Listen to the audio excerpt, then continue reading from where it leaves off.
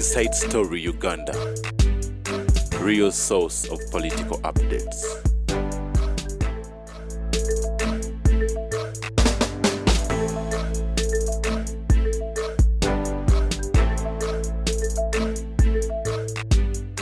Nange banjoga paka ala lwampadde nengenda mu nsentu kuvu kasana mulabye nga abagamba namwe mugende mu Lukingi ne balaga wa Muwanga Kivumbi bo Muwanga Kivumbi alete kiteto mu pana Muwanga kirete abebutambala liba kutuza mu ttaka kuno bajja kulisa embizi Muwanga Kivumbi bakulimba obwa deputy governor omenye Muwanga Kivumbi bamulimba obwa deputy governor bwe batyo bamukola yasoma nono yasoma ne bamuyitanga musujja nasoma ne namulimba tuliba Muwanga Kivumbi tuliba lunotalo luvemu nekigonga luvemu luno family lwakagutane n'abajja obusi twasomanga mu katabo nti olutalo lwaki lwenkwale n'ensalongo n'ennalongo olutalo lwenkwale n'ennalongo ani yawangula enkwale nga ezanyira ku malalo abakoto tebayinza kuwangula olutalo lwakaguta lwa family yakaguta tekiriyo munsi omukota sikira sezaala. Let me tell you, the queen yatundu ya Charles nga Charles abantu bamwagala ate gundi ya muda mejinga na akwana muko musajja paka natulugunja gundi Diana naye nabakola eki bali bagambira ogamba mu Birmingham Palace tayina bwe muri recognizing ne bagamba nti is a princess of human heart. The Birmingham Palace was forced to mourn Diana.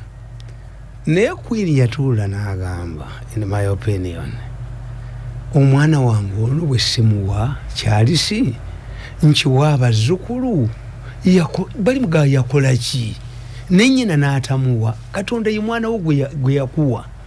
Nze when my father was about to die, the elders went to him ne bamugamba nti fe ku kyalo tumanyi Mirundi, and my brother mentioned it. My father said, omwana wange Katonda gwe yampa omubereberye Katonda teyali musiru oba mwe temumumanyi because my brother yabeeranga bweru. That's why he's a diplomat. Yabeeranga bweru nga taliyo. So the people believed, wrongly believed, nti nze mulenzi aliwo ndi kulisi yaliwo. But my father told the elders, you people don't be excited. Mirundi wamwe mwe mumumanyi naye Katonda omwana ngo omuberebere gwe yasooka okumpa yansikira teyali musiru. Don't believe ti Museveni ajja kukkiriza omwana we omukamu bekigo kyekijeyo ba Toyota kyekijeyo baani lutalo lwa abakoto bajja bafulumya abakoto tebayinza kuwangula lutalo abakoto bayina sente abakoto bayina backup abakoto bayina but the issue is nti abakoto nabo bati okufuluma bayina obugagga bungi. Ate Museveni yabateka ku self discrimination. Museveni yo mugezi yamugamba mukwate sene muziwe Mirundi ne baga. Do you know how this man will be after taking Museveni 10%? Olutalo lulemerewo. He is happy. Yategera nze kanzi no mupa nze mupane mujjawo. N'abayita n'abagamba. Museveni yabayita n'abagamba. Yeah, for you harm that man in any way, I will dig deep and uproot you. Mumutte mulabe. No for younger you no sanyalad. Omusiza wa muleba nalaba agamba banne. Omusiza wa muleba even the body language was saying is easy man. Nibaga nachobe ya ikaya mutwaliro butambi omu yabagamba.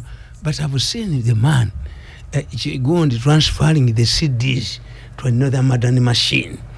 Yatambulira nayo nga agenda musamu emasindi bali bagala gitampalinga nayo babibbeko ne bagandi kati mumanyi Mirundi yawa Museveni si Museveni yawa Mirundi ne bagandi naye who he must be a rich person who can not say that information to us nachobe ne bazironga ku nacho ne bamugobabu have a recording boom nga professor abagamba nachobe and kadagadiza old women tebalina kye baagala mwana oyo but may be abalwanira kubata ina sente he must go nachobe is handling a lot of money kakati katukuba butambi obwo katukuba butambi obwo nga bwe nazze n'ebyange miza he must this one this gwe kati I want to tell you wenga mu Rwanda nkubolera There was a meeting attended by 3 powerful people in this country.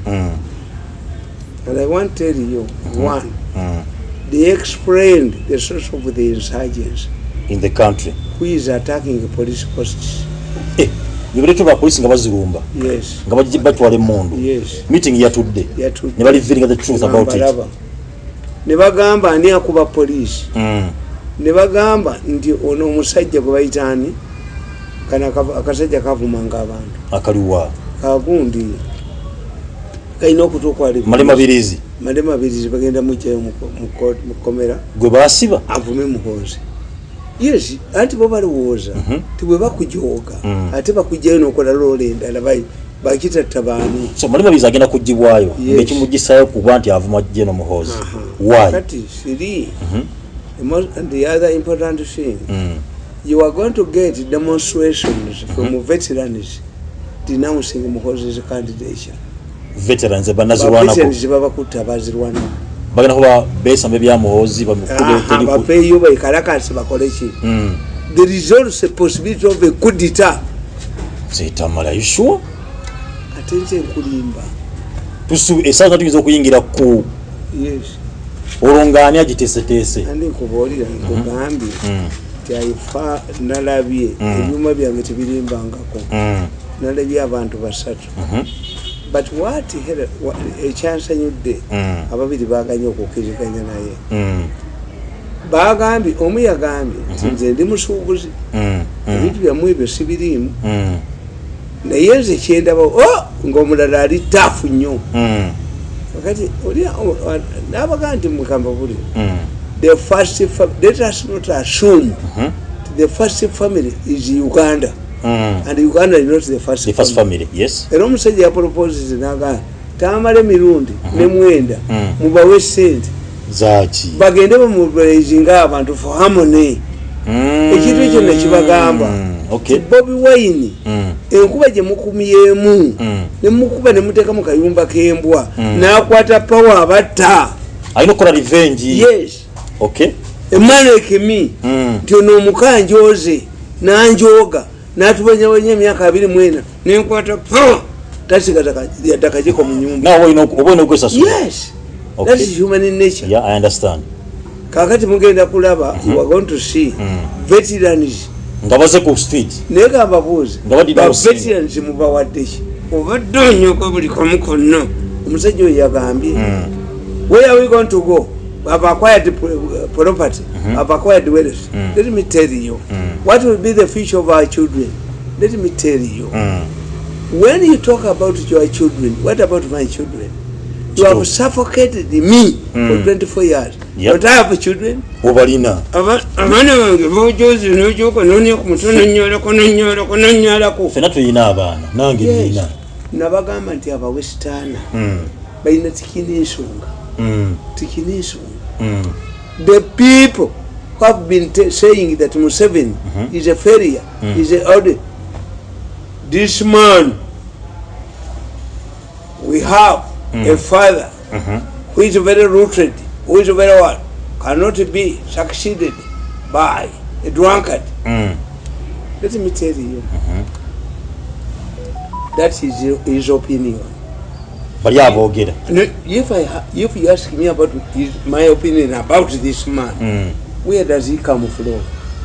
Family yani noje kuze emyaka 20 ne mukazi wo ngati waliyo family muova family member ina waliwa tambula ng'omunyankole oli mwana wa alanyetu lanya chovola bana gano kunjo gano oyo zamufuula nagano kunjo I come from an entrenched family. Family yafe innocent okuvedda. Okay. Family yafe ngaga family yafe abami. Munayuganda nkwanjira omusawo Dr. Kayonza ali wali buloba kasero kimba ziri 11 ku Michana Road agenda kubakola ka kujjanjabe obulwadde nga pressure, sukali, ulcers, asthma, cancer owa buli kika.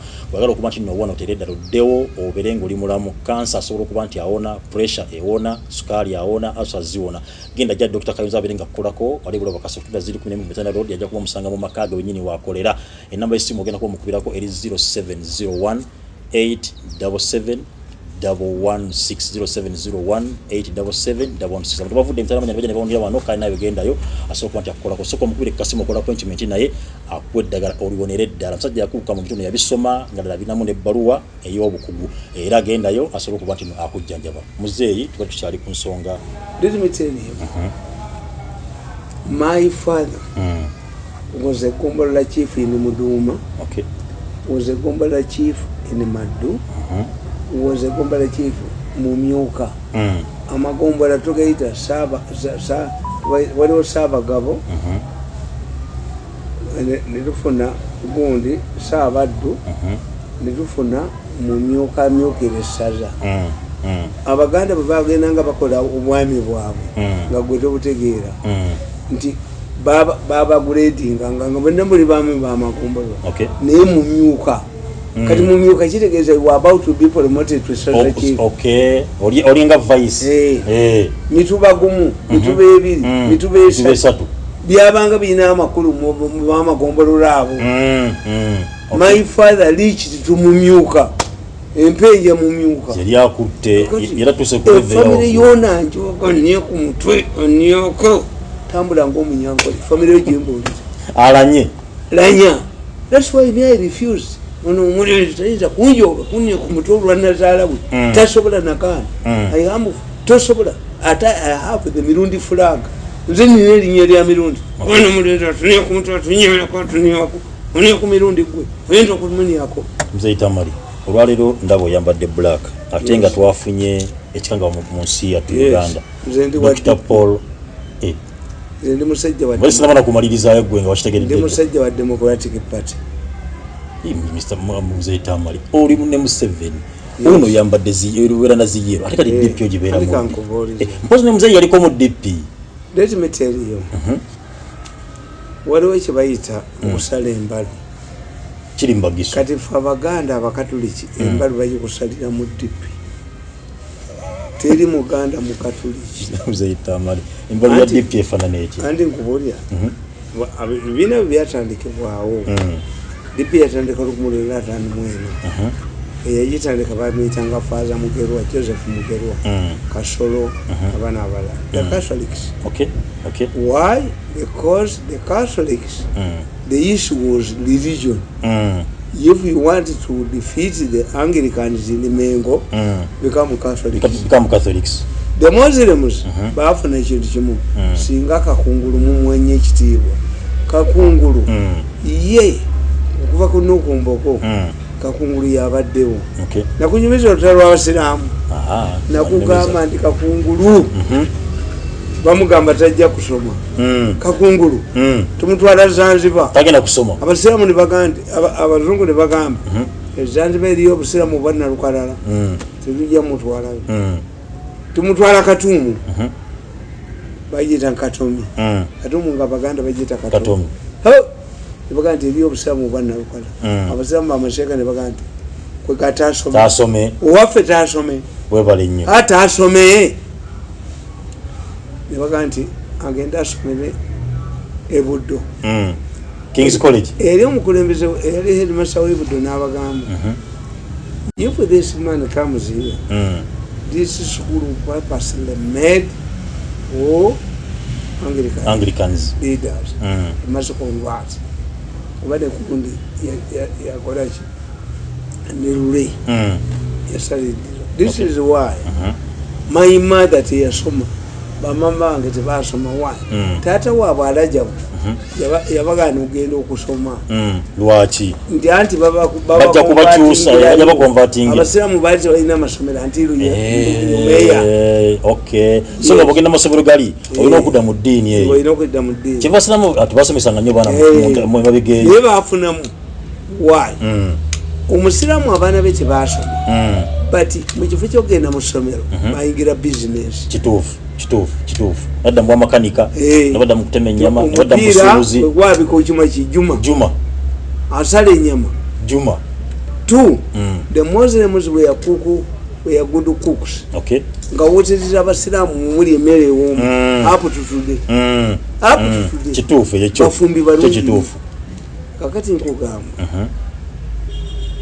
tikakungulu atuka ogenda okusoma bamulemesa buje bamusonga bagamba ayo tajja kugendayo abasiramu bamasheeke mwe tumuyita mukambwe tuli bakakka munyo nabagamba musomedde masomero g'abakristaayo busiramu ne babagamba abamerika nti bwannalukalala abasajja bali abamanyi bagundi gundi ono mukwano gwange tinyefunza yagana okwazina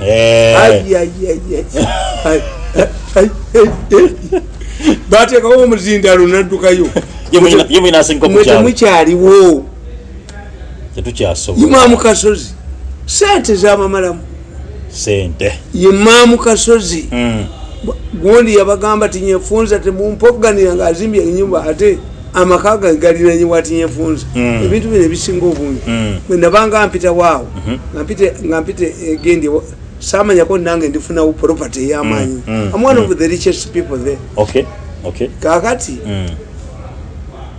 mbadde nkoga nti kakungulu agenda okusoma abasiraamu bagamba gundi Dawudi kyo tuddeyo mu ntalo z'eddiini omusiraamu gwe tulina mukama waffe omu yekka bw'ati kati kakibiri omuganya okukola ki okusoma zivuge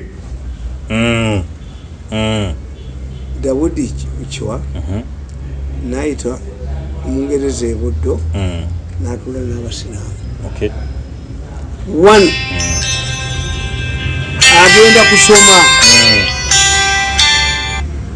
agenda kusoma e Buddo naye agendagenda ne banyimaamu be mumuzimbirawo ennyumba mu ssomero kakungulu bamuzimbirawo ennyumba e Buddo nagenda ne banyimaamu be abanamufumbira emmere talya mmere ya ssomero mutemukyayina maanyi asajja nga balina obuyinza abo bamazeewo tukyasobola kusobola kuli kyetusalawo kakungulu yali akulya akakiiko ak'emirimu mu gavumenti ya Buganda ne bagamba kabaka nti omulangira takola kakungulu abasiraamu ne bagamba amugjeewo mukwateko bwabalangira tabakola kankuweereze kale tugende mu maaso omanyi ffe batugamba mu byobufuzi nti gavumenti erina kyegaba it operates on population yes gavumenti erina kyesobola kukuwa gavumenti erina kyegaba until exact pressure government is like a man with different wives each wife must assert pressure on him. Otherwise, if you go over polite, no kata chabana bote basoma. Chitufu. Ababu basema yugenda kusoma. Oli mukazi njovutele mero amasanga kayo. Kakati that's one. Kuboli kakungulu okugenda okusoma. Okola ate kankuboli. Abasiraamu abo bemulaba original Muslims. Abasiraamu b'ekibuli bakolagana n'abakatuliki okakasa ndi nkubuli batya kakungulu ne Beni Kiwanuka banyina omu kakungulu Beni Kiwanuka banda bere okay nakugamba waliwo yali yakiwakanyiriza kalidinali nsuubuga yali musiraamu wakingamba bakadde be baali basiraamu wakingamba balabeko mu katoliki yakiwakanya simfunanga yakiwakanya ibadde omusiraamu yakiwakanya nze bwemba nakoze research yange teba konfufu nekugamba nti Kasule oyo gwalabe yali mukatoliki naye bwe yakubwa ebigenge jjajjaawe abakatoliki ne bamudduka kabasiraamu osamu ne bamuwola nasiramuka nafu omusajja ow'amaanyi azimbye masjidi akoze eki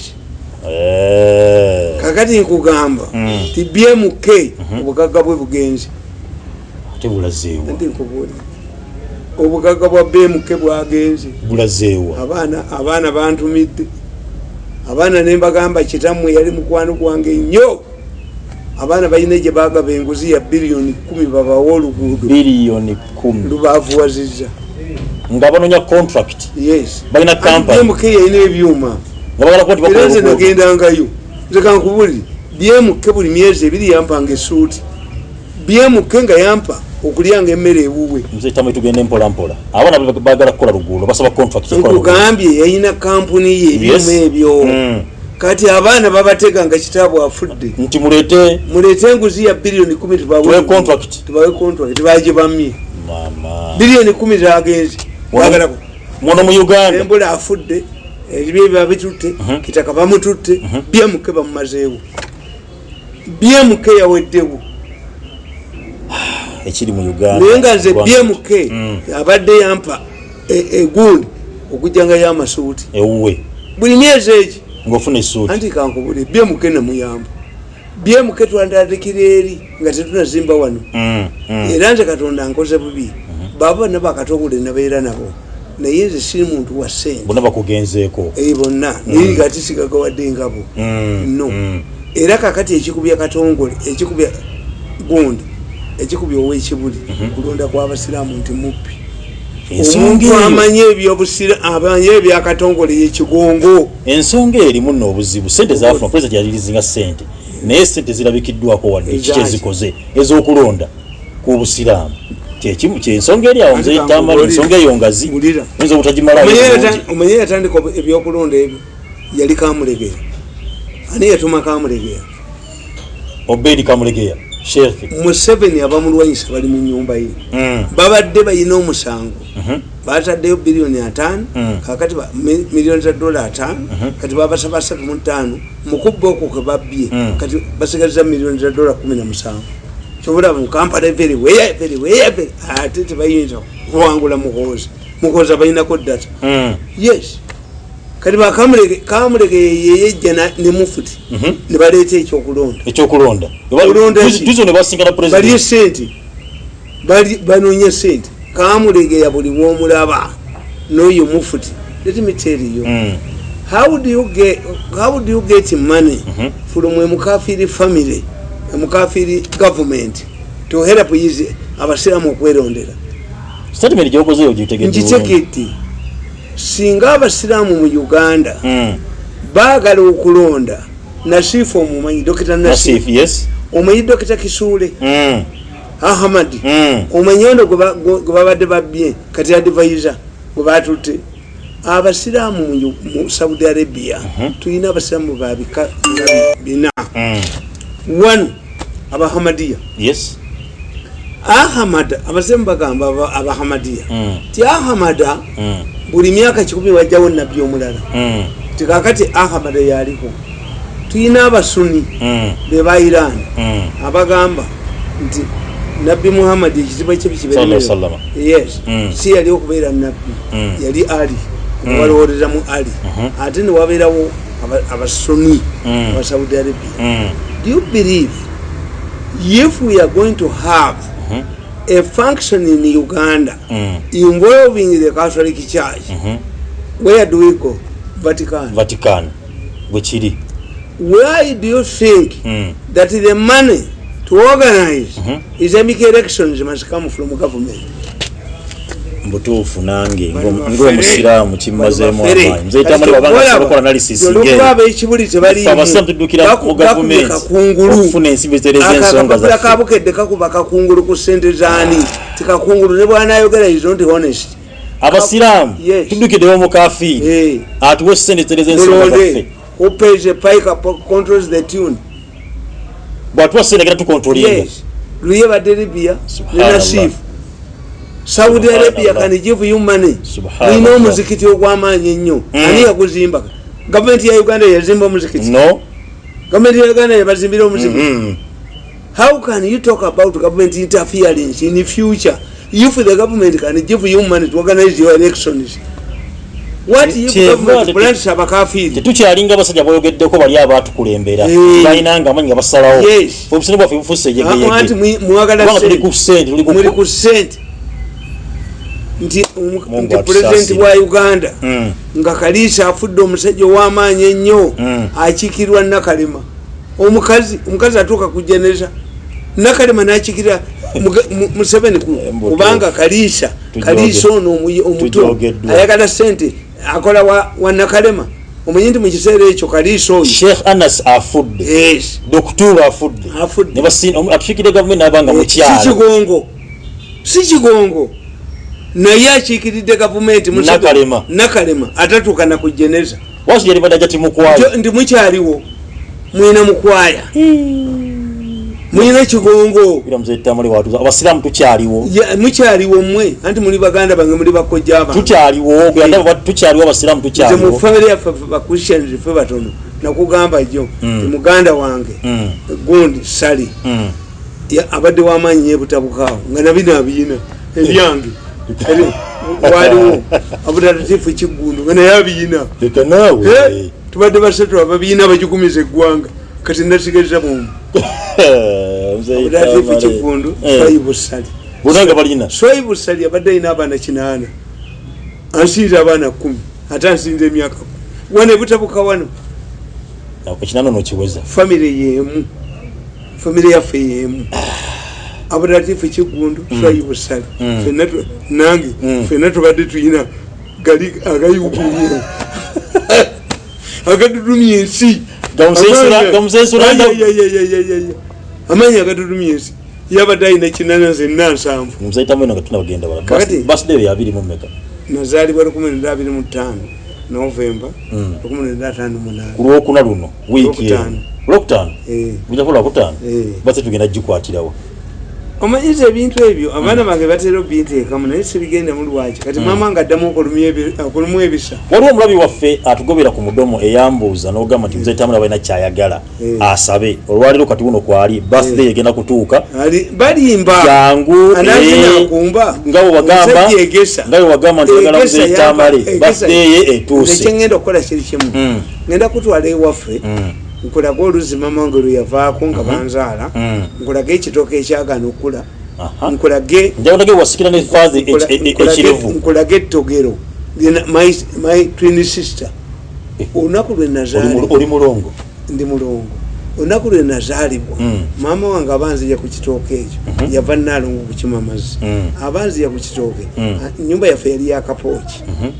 antwala mu nnyumba nga kadoling opepi yasangawo ettogero nga balitadde ku nkata epya tewali yajjaddikira eminga nakati weriri tunyumya era temuli mazzi aitooko tuyiti nange nditya ngamba lweriri atikado liri mu nyumba nange ngamba lweriri when you find me talking to my twin sister twogeraganya bulungi ne muliziganya ettogero njogera nalyo kale tujja batusako binako njagala mbatwale tujja kubituusa mulabe je oluzi Naalongo weruli mama wange je yava okunzaala 75 years ago ekitooke kuyanzaalira abakazi bakwatanga bitooke yes yanzaalira ku kitooke kyagana okula nakati kiri awo nakati bwekiri nagenda munnange kabagenda baŋŋamba genda olunde embizi abasetawusa bajja zigula bazigabira abantu nga zigenda sikola sirunda mbizi kakati kanzira ku kitooke okwo nga nsimako ekinnya nzije bino ebya mu buluwale mbiteekawo n'embizi zaafa omenya kuyega okulya ekyuma ekitooke nali ntaddewo ebyuma embizi bwezigenda okubeera nga bwezizaala nguzaani naadizi enkuyege zaali ebyuma wana mbusima bali akabizi wana obwonge embizi temuli makulu enkuyege zaali ebyuma nedda kubepange kudya ekitooke kwe nazaalirwa okiteekako ante babyetaaga tebirina makulu tebirina makulu nakyo kyerwanako nekigande twagala nkafuwa naye ekyasinga okuneewunyisa nti nga bwokola olugo olw'ekyuma enkuyege zaali ebyuma nebiggwawo era tebiriiwo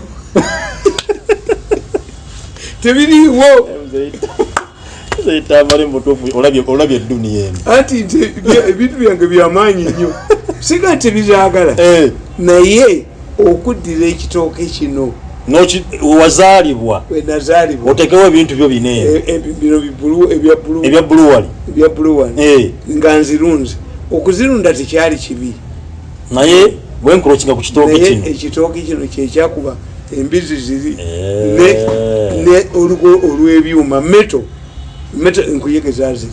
Mzee Tamale tuddeyo ku mugenzi. Olwo kyambo liwa DP katwagala kumanya abana fo mulembe guneeno. Twagala kumanya ku Paulo Kawanga. Ng'omusajja Paulo Kawanga Ssemwogerere. Yayina ebintu bisatu. One. Mwe muzanyira ku Museveni muli kujjajjamu. Tewali muntu yalaba ku Amini. Yalaba ku Obote one. Yalaba ku Obote. Yalaba ku Lutwa. Yalaba ku Bwakabaka. Azanya n'abantu bano. N'Obwakabaka bwali bubanyo. Ntina bagamba nti mulira yayogera ekigambo kimu. The constitutional monarchy kitegeeza tekabaka talina buyinza. Talina kuyingira byawo. Buli mu parliament. N'akola omukolo n'atwala mukazi we n'amuzaala muno omwana. Kabaka. Muteesa. Feudalism kiyita feudalism. Kakati Ssemwogerere yakulira mu feudalism. Okay.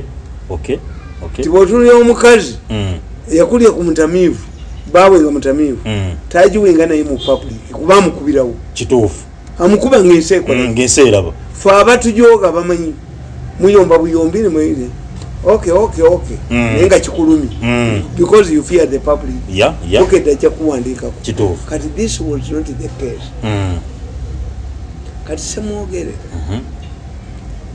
ayina ebintu bisatu. One. Ssemwogerere yategeera nti omukatuliki talifuga Uganda. Omukatuliki? Yes. Talifuga Uganda. Nadda ku kintu kimu kulaganzanya. Ninga before tunavao lwaki mukatuliki tagifuga Uganda omukatuliki tasobola kufuga Uganda. Why? N'Omuganda kizibu. Why? Ani nkubuulira nti abakulisaayo beegatta n'Abasiraamu. Beginning in the beginning. Yes. Bwetwakizimba kikyo tugambye wali eri. Yes. Nti dini ya Papa. Abantu tebagala bafuga by proxy. Abantu balowooza nti omukatuliki bwakufuga ebiragiro agenda bijjawo eri Vaticano. Omuganda tasobola kufuga Uganda. Bagamba ebiragiro agenda bijja Bwakabaka. Agenda kubijja Mengo. Nti abasajja abakulu ne beekuuta ebirevu ku ttaka ne bagwa mu nfuufu. Kabaka Ssaabasajja banakuuta ani agenda wafuga president. Yes. Kabaka abakuli waggulu. You will rule us by proxy. Nkitegedde. Yes. You will rule us by proxy. Yes. So Ssemwogerere is a realist. Ssemwogerere yategeera nti omukatuliki talifuga ki. Talifuga ggwanga lino. N'agenda ng'akimanyi nti omushiya tasobola kubeera mufuzi wa Uganda. N'agenda ng'akimanyi nti omukota yita kufuuka kwa president naye omukalemeddeko. Constitution ya Uganda ekugamba ya Uganda Muslims Council nti baba kanzije kali Constitution ya Uganda ekugamba ya Uganda Muslims Council ekugamba nti mufuzi wa Uganda ajja kubeera ng'omusiraamu omusuni. Nga ina diguli mu sharia o is equivalent. Yes. In sharia. Ajja kugibwangako myaka 75 ng'agudde ddalo obanga akoze ebitali bya busiraamu. Kati bw'otandika omulwanyisa ofuna ki. Kakati Ssemwogerere yakitegeera. Omukatuliki talifuga ggwanga lino. Ye n'asalawo okukola opposition role. Teyajja kuzaala yajja kulera mwana. And has done it perfectly well. Okay. Tibuli regime ebadde jjawo. Ye ng'abeera muki? Mu opposition except ya Museveni era yigiddukamu. The moment he realized the Museveni is not here to go, yagiddukamu. N'akivaamu. That is one point. Okay. The second point about Ssemwogerere. Bwe yatunulira Ben Kiwanuka. Wanga mulina okumanya. Ti Ssemwogerere mu myaka gya 5 bakola DP mu 54 bagitandikira Makerere. Okay.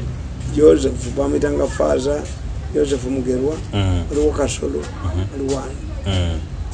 Ssemwogerere yali tagenze Makerere. Ssemwogerere yasomesanga budini. Okay. Yali musajja mukubi wa bikonde. Tikana yaliko bondya. Ssemwogerere yali mukubi wa bikonde n'afuna emidaali wano. Yes, abantu bakimanyi. Yali bonde Ssemwogerere. Ai. Kakati. Ssemwogerere. Mu kiseera ekyo bamuwa kubeera publicity secretary wa DP. Okay. 1954. Nga bamuyita Wolole. Beni Kiwanuka bamuyita nga Senkaggali. Nabaga nti ekigambo Senkaggali kitegeeza omwana atawa abakadde bekitiibwa. Kivumu. Is only referred to Beni Kiwanuka. Okay. Ssemwogerere bamuyita Wolole, si Matalishi. Wolole. Byawukana bitya? Matalishi amabaluwa kugombolola mu post office nagakuleetera oye Matalishi. Wolole aleeta busiru. Kubanga Beni Kiwanuka bali bamugaye nti Senkaggali era ngenda nembawulira Senkaggali wefudisi Senkaggali kitegeeza omwana asama ku mmere nga bakadde be bali omwana yeyo mawale. Yes, mawale Senkaggali bakituuma Beni Kiwanuka ne bamwabiza olumbe ne bamukisiza embwa ne pusi nga yerubuga bamusisa ki embwa ne pusi awo ku Bulanga bakituuma Senkaggali eyewagula oli naiso tumufuna tetwamulabako kati tumufuna kakati Ssemwogerere kasi ategeera abasiraamu genda okibabuuza ekibuli Ssekabaka Muteesa II bwe yakomawo okuva mu Exile abasiraamu bamupimya ssente batya bakwata omuti nga minzaani ne bamugaa nkirinyeko ne baleeta endebe ne basuulamu enusunusu ne zimuwanika. Yes. Lwaki bakikola batyo? Omulaga maanyi ffe tuli basuubuzi tulina tuli babedde. Abasiraamu bawanika bawanika kabaka Ssekabaka Muteesa ne ssente era bwe yagenda ekibuli nali naye nga yakajja amakula ge baamuwa yagawandiika. Kakati Muteesa bamala mupimya ssente abakatuliki ne bakwata pakiswogani omuli Beni Kiwanuka ne bagiwanuka bo nabo bakola maanyi bawanika ki bawanika pakiswogani omanyi abatu ne bagitambuza mu Kampala omanyi kwe yali yabbeeyo ebiseera pakiswogani nga Beni mwali newanikibwa waggulu. Kakati okweti bwe yasiba Beni Kiwanuka mu kkomera ng'omufaliso gwe teguli nga katanda ke tekuli mufaliso nga akawunga ke mulimu amayinja. Ssemwogerere was humbled. Yategeera the state teneje nobody came out to fight for Ben. They were not demonstrations. Obete managed to handle Kiwanuka ne eyali gundi eyali Basiri Batalinga Secretary General DP Minister of Internal Affairs. Ben's wife used to go to Batalingaya to ask for permission to see her husband. Ssemwogerere was shaped. Nakakkana Nabagamba ti omuntu alowooza nti muhoozi alwana ndi taatawe. There must be two things. If Museveni fears Muhoozi to handle him, then Muhoozi is very powerful. Anyway. But what I know, Museveni cannot fail to handle Muhoozi. Tekisoboka. If Museveni wanted to handle Muhoozi, yali mututte mu kooti maaso. Then what is going on? Ekitegeeza byonna ebiriwo bebamu. Waliwo n'alimba banne gwe nalabye ng'abalimba. This man has a commando unit. He's indisciplined. Does not respect the commanders. Does not work. If Muhoozi does not respect the commanders, how do you fear an HP who is not respected by the students? By the students. Take a strike. If Muhoozi is unpopular, yes, there must be a gap. Yeah. Don't expect a sergeant to see Muhoozi. True. Except it's through service delivery. How can Muhoozi, a general, a full general, does the sergeant know everybody? No. Does the Ocheru know everybody? Sergeant? No. Okuja kava ewaabwe ajalwa gusida. So therefore, Ssemwogerere bwe yalaba Beni Kiwanuka enhandolinga gye bamuhandolingamu ensi n'ensirika, Ssemwogerere yatya. It shaped Ssemwogerere's conduct. Ti ab'omuti baba bakaaba ng'abe ab'omugumu baba bakaaba ngabo muti bali mu yes bali mu celebrating. That's why Ssemwogerere survived. Namanya kutaba ino ko conduct. Yes bali mu position. Ssemwogerere yangamba nti Ssemwogerere yangamba ndi mwana nkubuulire ye tokkirizanga bantu kulimba baba ndi mu interview kakubire yangamba ti waliwo omusajja twamuyitanga tingatinga nga bamuyita gundi okenyi yali deputy wa Ssemwogerere naye ngaavuma Obote okumwogoloza nalunaku lumu Ssemwogerere yanyumiza naŋŋamba tingatinga yajja adduka yamusanga mu lujja nga ali ne mukazi we yayita mubuyisi nayingira mu nyumba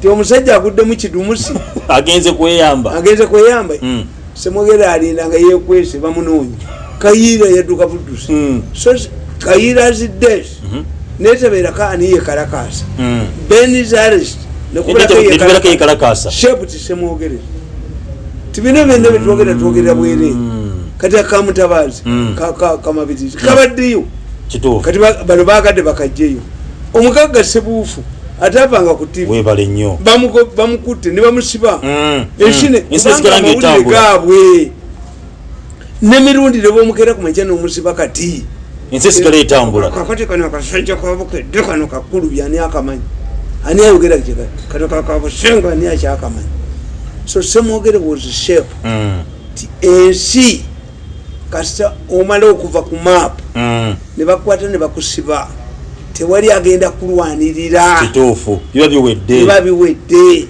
This is what shaped Ssemwogerere. Ti Mirundi mbadde na program gyekola ku paalo naye kasita baatuuka ne bagula NPS nga bagigula Kalisa baatula wansi ne bagamba lwaki ate obaganye tukolera nga akola ku baba eyaffe tugijjewo kuba Kalisa nono bebamu ne paalo bebamu baatula ne bagamba obanga ffe aganye tukolera ku NPS ate tumwa tutya wano kituufu ne bagijjako oba abantu bawulira oba tebawulira n'ekyo bakijjako. Yes abantu Abaganda bagamba nti balimpoolera nga gwe bakola ki ogenda kubeera Mandela. How many people were in prison? How many people kati Nadduli musajja w'amaanyi mutabani we yafudde mujja kuddamu okumwogerako ku ki kudduweeyo okusigula eki ensingo biwedde Nadduli w'amaanyi oyo gundi omuvubuka yagendanga namu interviewing Kankaka. Have you seen Kankaka in the recent times? No.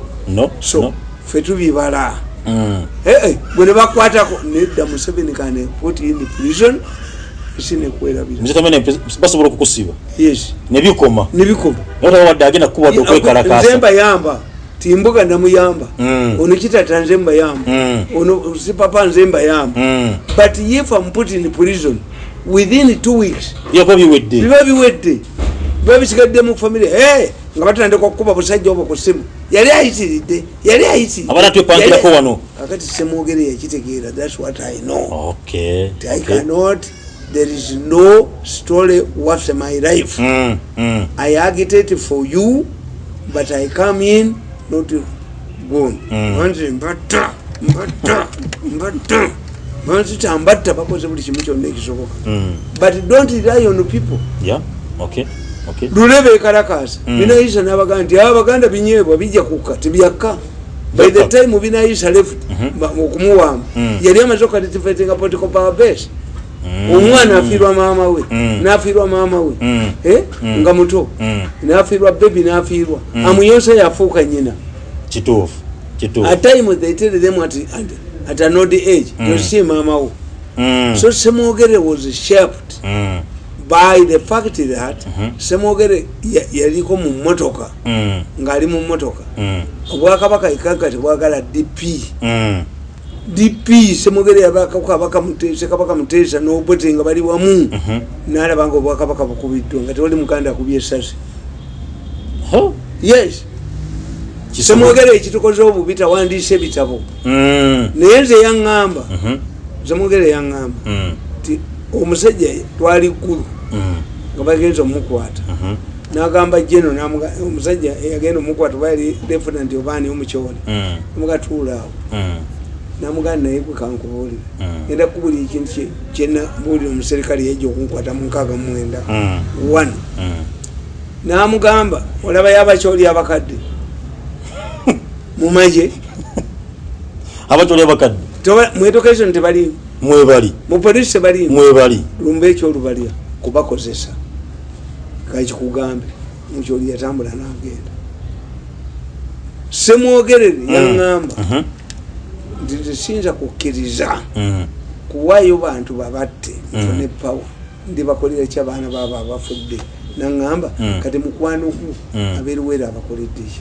we are asking mukinana akalu Ssemwogerere babba akalulu nasigala yenga ali kamu ati president Museveni agenda mu lutalo lwaki Ssemwogerere yamujoyininga kubanga bali babbi akalulu ye ngugambye Ssemwogerere yali amanyi nti bajja kutabuka new nze nava mu state house nga bangobye ani yali amanyi nti Lwaboga ajja kulwana ne Muhoozi a fierce battle tewali yali akisuuba yes give it time once give it time nti omugole gwolabawa nga bali bubi nnyo basaba divorce yes emotions kituufu emotions nalabye nga bagamba Muhoozi meeting ye nalabye this man is emotional can wake up one morning his character is ngo oliyayogera nakakutte meeting yabwe ndagikutte but the two people it seems Muhoozi has a problem with the brother-in-law amutunuulira nedda byonna byeyamwogeddeko tebiriyo I was walking them nze yankubiraki why did this man attack me and he will pay heavily tayinza kunzira bale bamuti wali omulemesa naawe ng'oyingira mu nsonga ze anti siryogerako naye ku nsi mu kabuli naye ejja kusasula kati ataba nina emmindi yange bagiyita kemisango kati alumba bukozamu bamumalewo oyo namusindika kulumba bagiyita kemisango buli kaseera you will be arrested because look they are going to encourage veterans demonstrate against Muhoozi. They explained that the people who are attacking the police posts are veterans and they are talking about Kuluma mujikwate so bana batwali mundu yes bala kustaging up you get the I have this let anybody challenge me kakati nkugamba gwanga liragawa anti nkugamba bagenda chiwa babenyi bagenda kuchiyira obona will end up in the prison unabikola muveyo mulangerire abegende bagane Muhoozi bana bagane Muhoozi bali bagambe mu this is not a shouting match anybody who does not want Muhoozi to be president does one thing one don't vote him true tugende mbwekiri tufunye ekyo muzetane nga tugenda njya tumalize kana akasonga waliwo abakulembeze opposition okuli Robert Kyagulanyi Ssentamu okuli Besigye Mugisha Muntu babadde Nairobi nga bageze kusonga za human rights they are sponsored are you sure era meeting eyo gye babaddemu one of the strategies is to give money to the Bobi Wine's okay yazigenda kuvaawo sente anti bo bagamba mbu Muhoozi yasiba abantu mu makomera bobe balowooza nti Muhoozi tumuteekeko owokusiba abantu tumuteekeko ogwaki ebyo byonna byolaba Bobi Wine they are using money from this man byonna mbakuba ne bamalawo who has mentioned Muhoozi mbo atta abantu akola atya nodda ate gwe bojooze ani atwala abantu ebweru ne babattirayo bukokolo bugeyena gwe mulenzi gwe layiro leka nimvero lisa musingeresi bali badde bazanyira mu Christmas bazanya bwe batyo that's one kakati mwe kimutabamanyiiko gavana wa Bank of Uganda alina okugenda nabaga nti muyina buntu omusajja omwamujja mu America ne muleeta wano to deputize a senior man ukitegeeza was being gulumudi to take over as governor kati lolo ye yagwa kati bagala bamujjewo economy bagisudde Bank of Uganda does not have money if Bank of Uganda does not have money atokola woki naye gobi abaddawo ebiragiro by'obusiru byonna gobi gobi ngalabi ya gobi eri mawuli kati gobi yadduse. Gobi has disappeared in the newspapers. Not to take the blame. The attention is now on this governor. If you do service for government now, they can give you an OP, but the Bank of Uganda does not have money, which means the money has to go. But immediately that money will go, the economy will stabilize. Wana abamanya abasajja abo tuli aba jeno muhozi abakubena abatu bema koto ejoko lyabwe mutwale ekintu kya kaguta mwe bakira mwe bali ruddawo kalugire yali ruddawo yali makerere gwowe yali ruddawo mwe bakala okuvumbula je mutavumbika family yakagula nevayo ba koto baba twala kagudde yabako lutalo lwa bakoto na family yakaguta tewali kirala